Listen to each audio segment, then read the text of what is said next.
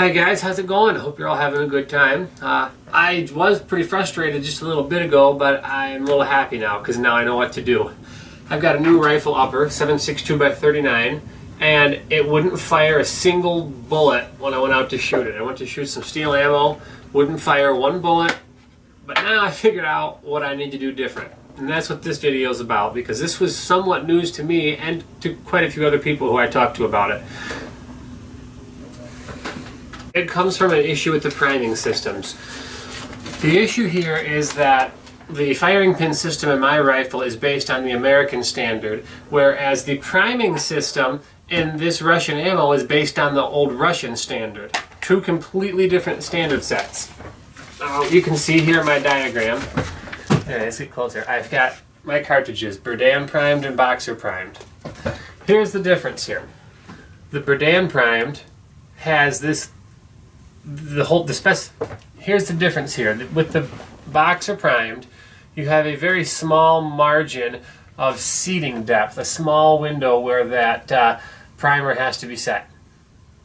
The primer pocket, where the primer goes into in the cartridge, is shallower as well. In the Berdan prime system, the primer pockets are deeper, and the primer can be set in a long area, anywhere within that primer pocket. It's got a big variance. So that means, let's draw this down here.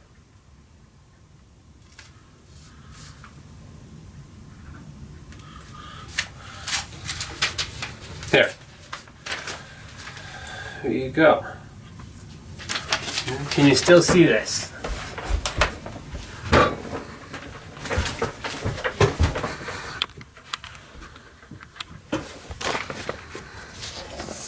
Alright, here we go. Now with the Berdan system, firing pin comes down and it has to hit the primer, but because the primer has this whole space in here where it can be seated in its seating depth, anywhere from up here to down here, this whole area, it's got to have a firing pin that can reach down all the way down to the bottom in case those primers are set to the bottom end of the specification, which is still within spec for the Berdan primed ammo. Go over to the Boxer primed ammo here. It's a lot smaller depth that firing pin can be set in. So the that the primer can be set in.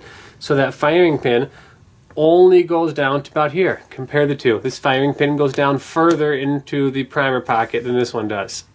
This firing pin has to be longer. That's the difference.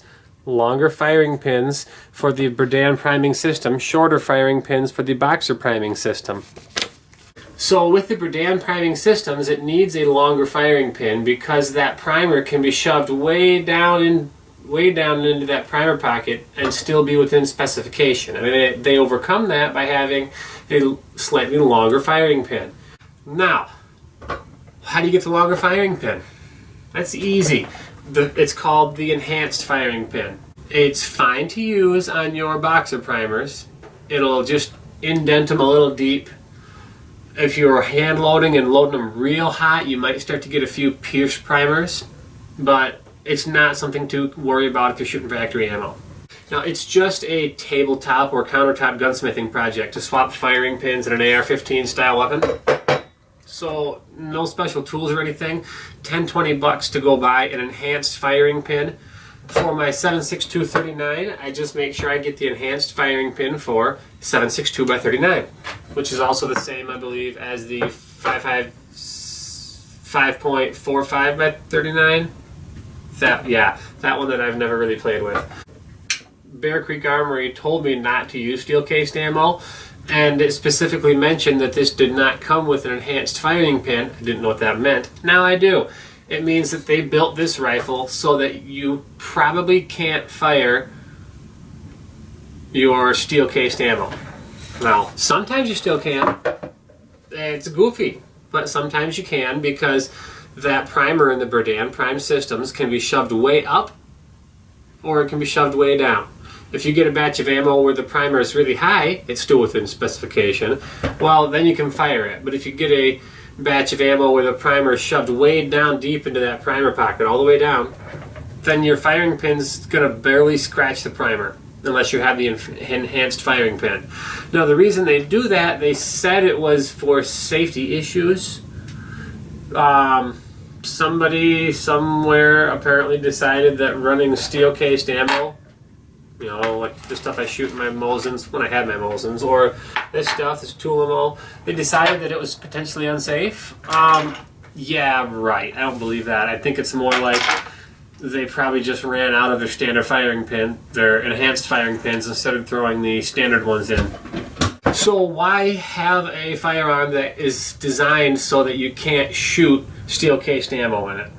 Well, I'll tell you why. It's a point of reliability. Some guns will not function well at all with steel-cased ammo. No matter what, they just won't. Most of them do. Most of them shoot fine. The issue is because the American-made firearms are all built to SAMI specifications, which has a very slim tolerance. They have to be at a tight specification. That doesn't work the greatest for some of the steel-cased ammo. You have the polymer coating or the lacquer coating on these to keep them from rusting.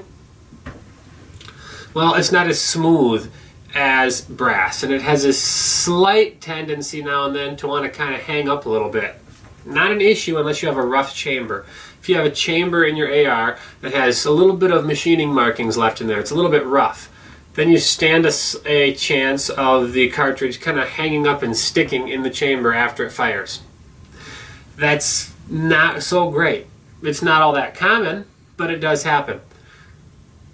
That doesn't happen with the AK or SKS systems because they have a very loose chamber. They can be made super rough, a very rough, scratched up chamber, and these things don't ever stick because it's a loose chamber. The chamber's got extra space in it. You don't have the extra space in the AR designs, which means better accuracy and better consistency, much better.